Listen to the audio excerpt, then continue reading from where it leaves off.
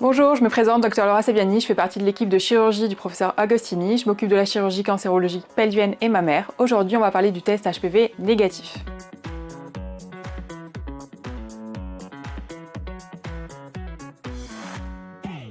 Alors la question qu'on nous pose souvent, c'est pourquoi mon test HPV était négatif et puis ce coup-ci, il devient positif.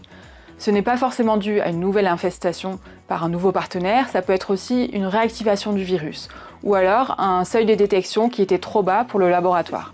Un test HPV négatif, ça veut dire que dans 90% des cas, les 14 génotypes du papillomavirus qui vont être recherchés ne vont pas être retrouvés.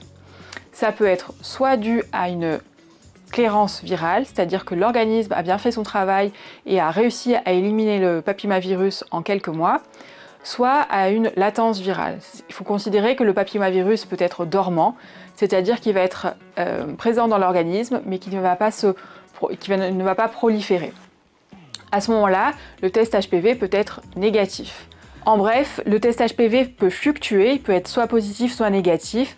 Ce qui est important de retenir, c'est que c'est un outil pour vous surveiller et pour prendre en charge des lésions. On ne traite pas le papillomavirus, mais on traite les lésions qui en découlent.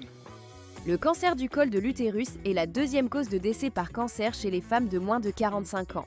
Pourtant, il est possible de renverser la tendance grâce à la prévention et au dépistage.